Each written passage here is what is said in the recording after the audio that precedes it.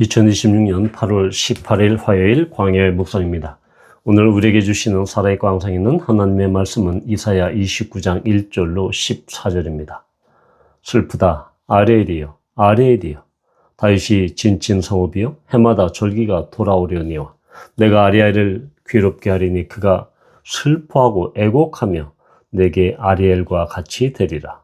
내가 너를 사면으로 둘러 진을 치며 너를 애워 대를 쌓아 너를 치리니 내가 낮아져서 땅에서 말하며 내 말소리가 나지기 티끌에서 날 것이라. 내 목소리가 신접한 자의 목소리같이 땅에서 나며 내 말소리가 티끌에서 짓걸이리라. 그럴지라도 내 대적의 무리는 세미한 티끌 같겠고 강포한 자의 무리는 날려가는 겨 같으리니 그 일이 순식간에 갑자기 일어날 것이라. 만군의 여호와께서 우레와 지진과 큰 소리와 회오리 바람과 폭풍과 맹렬한 불꽃으로 그들을 징벌하실 것인즉 아리엘을 치는 열방의 무리 곧 아리엘과 그 요새를 쳐서 그를 곤고하게 하는 모든 자는 꿈같이 밤에 환상같이 되리니 줄인 자가 꿈에 먹었을지라도 깨면 그 속은 여전히 피고 목마른 자가 꿈에 마셨을지라도 깨면 곤비하며 그 속에 갈증이 있는 것 같이 시온산을 치는 열방의 무리가 그와 같으리라. 너희는 놀라고 놀라라. 너희는 맹인이 되고 맹인이 되라. 그들의 취함이 포도주로 말미암음이 아니며 그들의 비틀거림이 독주로 말미암음이 아니니라. 대저 여호와께서 깊이 잠들게 하는 영을 너희에게 부어주사 너희의 눈을 감기셨음이니 그가 선지자들과 너희의 지도자인 선견자들을 덮으셨음이라. 그러므로 모든 계시가 너희에게는 봉안책의 말처럼 되었으니 그것을 글 아는 자에게 주며 이르기를 그대에게 청하노니 이를 읽으라 하면 그가 대답하기를 그것이 봉해졌으니 나는 못 읽겠노라 할 것이요. 또 그 책을 글 모르는 자에게 주며 이르기를 그대에게 청하노니 이를 읽으라 하면 그가 대답하기를 나는 그를 모른다 할 것이니라. 주께서 이르시되 이 백성의 입으로는 나를 가까이 하며 입술로는 나를 공경하나 그들의 마음은 내게서 멀리 떠났나니 그들이 나를 경외하면 사람의 계명으로 가르침을 받았을 뿐이라. 그러므로 내가 이 백성 중에 기이한 일 곧 기이하고 가장 기이한 일을 다시 행하리니 그들 중에서 지혜자의 지혜가 없어지고 명철자의 총명이 가려지리라. 아멘. 이사야 28장부터 33장은 화 있을진저 화의 신탁, 재앙의 신탁이라고 말씀을 드렸습니다. 이제 29장에서는 예루살렘이 포위될 것이나 구원이 될 것이다 라는 그 말씀이 예언되어 있죠. 이 배경은 주전 701년 아수르의 산헤립 왕이 예루살렘을 포위하는 그 사건을 역사적 배경으로 하고 있습니다. 29장 1절에 보면 아리엘이라고 계속해서 아리엘이라는 단어가 오늘 본문에서 반복되고 있습니다. 이 개역개정 성경 아래 보면 주석에 보면 아리엘 예루살렘을 가리킴이라고 이야기하고 있습니다. 아리엘이라고 하는 어원적인 의미는 사자의 하나님의 사자, 즉 Lion of God이라는 그런 뜻이죠. 그런데 이 아리엘 하나님의 사자. 그래서 이스라엘 백성들은 특히 유다 사람들은 이 아리엘이라는 것을 마치 예루살렘의 애칭처럼 그렇게 여겼습니다. 어떤 의미에서 그들은 아리엘이라고 이야기했나요? 그것은 바로 아리엘, 즉 하나님의 사자처럼 예루살렘은 용맹스럽고 즉 하나님의 성전이 있는 예루살렘 성전이 있는 그런 도시다. 또한 바로 이 다윗의 성읍, 다윗이 진친자, 다윗이 진친 성읍이라고 해서 다윗을 강조합니다.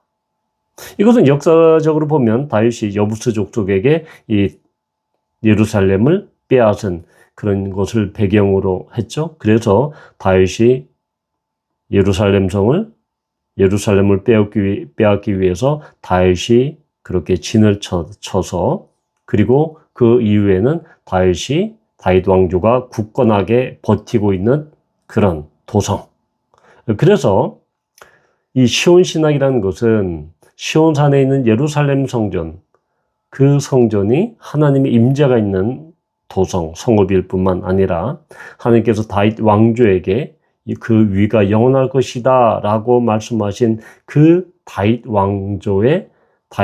왕조가 있는 그 성읍. 그래서 이 두 가지로 인해서 어떠한 외적이 쳐들어와도 성전이 있고 다윗 왕조가 굳건히 버티고 있는 이 예루살렘은 절대 무너뜨릴 수 없어 라고 하는 그들만의 안전지대, 안전자산으로서 아리엘을 칭송합니다. 그런데 예언자 이사야는 해마다 절기가 도래오려니와 라고 하면서 그들이 절기를 지키고 또한 그들이 예루살렘 성전에서 하나님 앞에 수많은 희생 제물을 드리고 그런 종교적인 의식을 치른다 하더라도 결국 그것이 그들을 구원할 수 없다라고 말씀하고 있습니다. 2절에 보면 내가 아리엘과 같이 되리라. 그 주석 하단에 보면 하나님의 제단의 면, 즉 번제단의 상층부에 있는 그 제단, 화로를 아리엘이다 라고 또 이렇게 이야기할 수 있습니다. 이 이야기는 아리엘과 같이 되리라.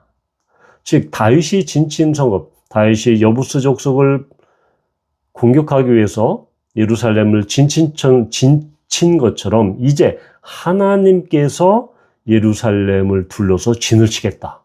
완전히 상황이 역전되죠? 이제 하나님의 공격 대상은 예루살렘 그리고 유다 백성이 되는 것입니다. 또한 이 아리엘, 그들이 칭송에 맞지 않는 그 예루살렘과 번제단의 그 화로처럼 그 불타는 화로처럼 이제 예루살렘이 그렇게 불타는 화로처럼 불탈 것이고 그 안에 있는 유다 백성들도 그렇게 불탈 것이다. 이것은 엄청난 경고입니다. 대단히 극심한 경고이죠. 그런데 그들이 왜 이러한 경고를 듣게 되었습니까?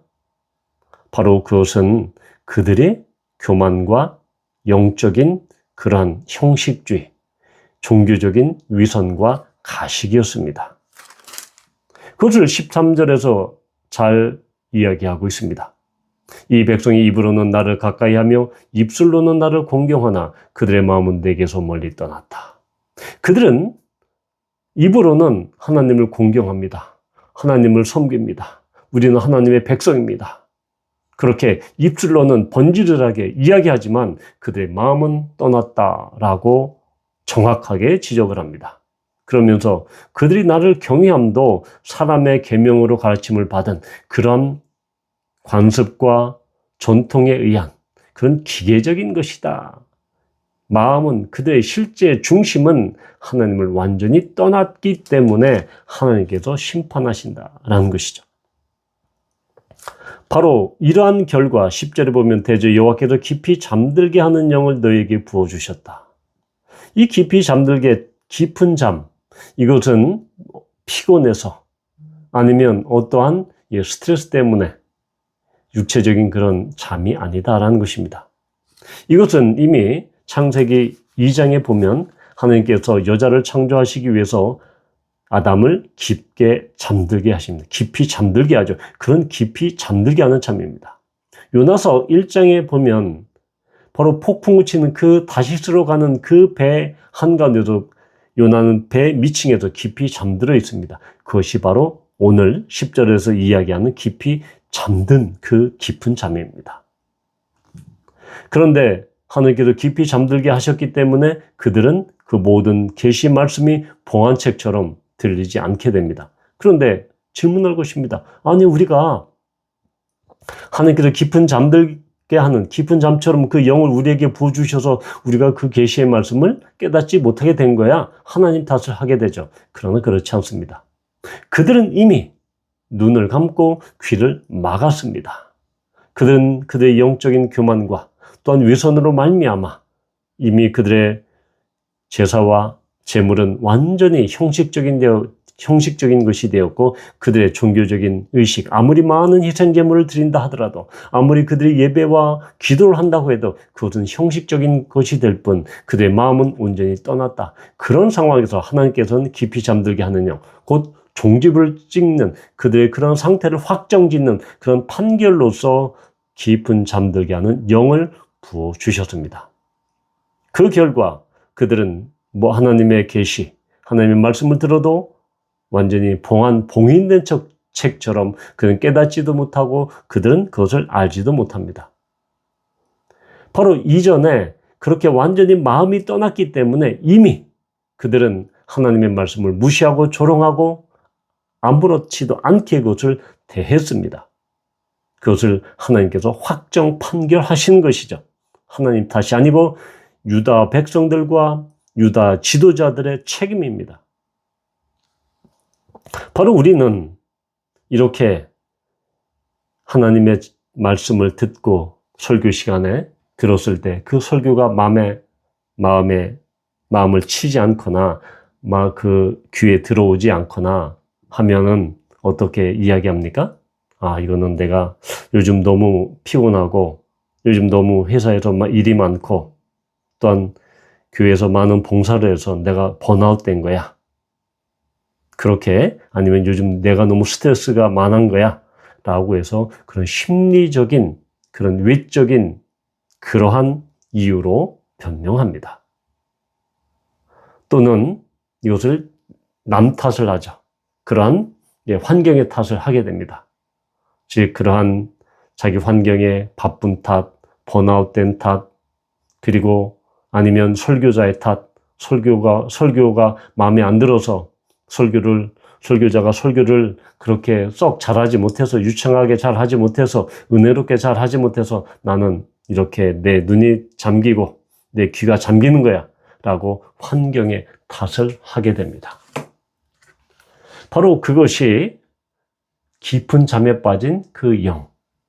그 영은 영적인 이 맹목, 그래서 계시가 단절되는 그런 상황을 이야기를 하죠. 아니면 영적 슬럼프로 그렇게 치부합니다. 그래서 이것을 어떻게 이야기합니까? 바로 어떤 심리적인 그런 것으로 접근합니다. 심리적인 관점으로. 번아웃이니 일시적인 어떤 스트레스로 인한 슬럼프니 이렇게 심리적인 상담으로 이렇게 위로합니다. 곧 회복될 거야. 그런데 우리는 아주 면밀하게 봐야 되는 것입니다. 과연 이러한 심리적인 것으로 이것이 다 해결이 되는 것인지, 설명이 되는 것인지, 영적인 침체와 영적인 번아웃과 내가 설교를 들어도 설교가 내 마음에 들리지 않고 또한 그것이 내 마음에 와닿지 않는 것을 단순히 어떤 심리적인 원인으로 치환해서 환원해서 설명할 것이냐. 그러나 그것이 주된 원인은 아니다라는 것입니다. 이렇게 영적으로 무감각하고 영적으로 아무런 그러한 느낌이 없는 그런 원인, 단순히 환경이나 심리 탓, 이것으로 돌리는 것은 결국은 자기 연민에 불과하다라는 것입니다. 가장 근본적인 원인은 하나님 앞에서 내가 숨겨진, 하나님 앞에 나를 숨기고 하나님 앞에서 숨겨진 위선은 없는가? 마치 유다 백성들처럼 말입니다. 그리고 두 마음을 품은 적은 없는지 이것을 정직하게 직면해야 합니다.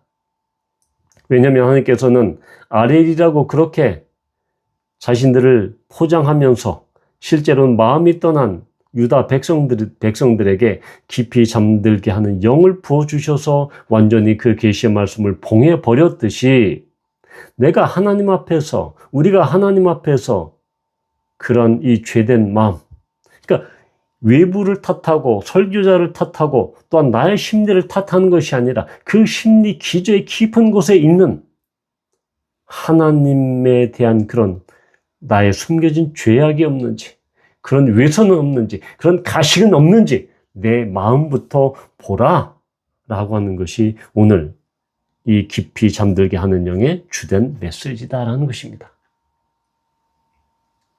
우리는 성령의 조명하심을 있을 때 우리는 그 말씀이 우리 눈에 들어오고 우리 귀에 들리게 됩니다. 성경을 아무리 읽어도 그것이 그냥 문자요, 글자에 불과할 때 우리는 우리 자신의 깊이 잠들어 있는, 내면에 깊이 잠들어 있는 하나님을 향한 두 마음, 그리고 하나님께로부터 내 마음이 멀어져 있지는 않는지 바로 그것을 우리가 점검해야 봐야 된다는 것입니다. 바로 영적 무감각. 아무리 설교를 들어도 성경을 읽어도 아무런 찔림이 없고, 그리고 구원에 대한 감사와 감격이 없고, 마치 이런 것을 그냥 육체적인 필요나 어떤 업무적인 스트레스, 또한 번아웃 이런 것으로 치부하기에는, 합리화하기에는 이것은 너무 현상적인 진단에 불과하다는 것입니다.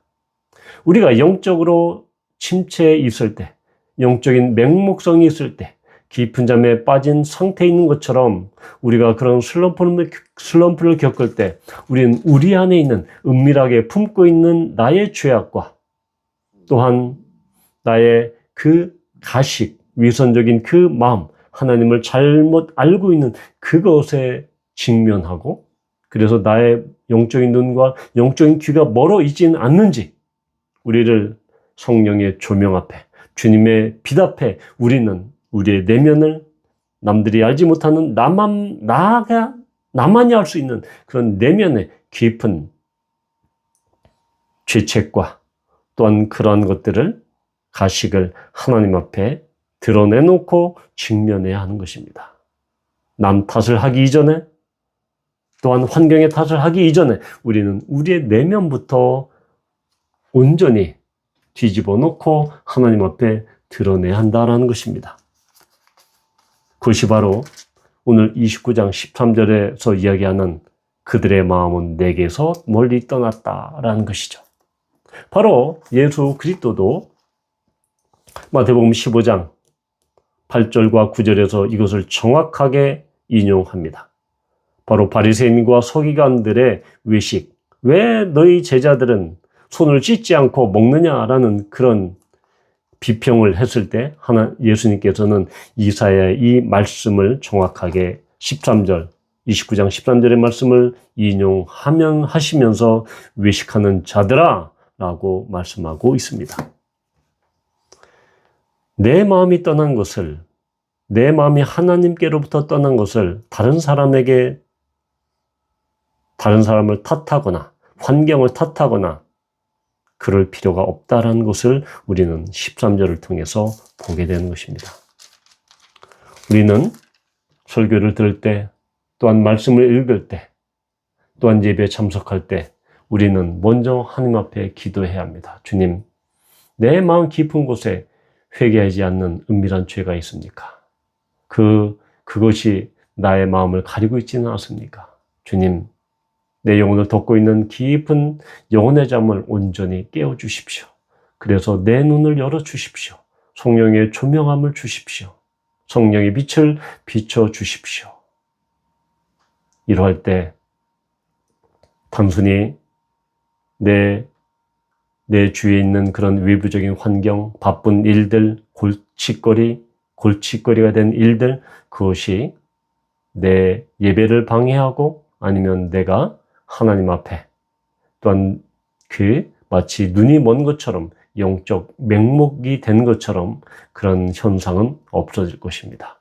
바라기는 정말 설교를 들어도 들어오지 않고 말씀을 읽어도 들어오지 않는 그런 영적 슬럼프에 빠진 많은 사람들이 바로 나 자신을 점검함으로 말미암아 내 안에 깊이 잠들게 하는 영은 없는지 다시 돌아보며 하나님 앞에 두려움과 간절함으로, 진실함으로, 진정성 있게, 그래요, 돌이켜진 하나님께로부터 떠난 마음을 다시 하나님께로 돌이키는 그러한 놀라운 회심과 회개의 역사가 일어나기를 축원합니다.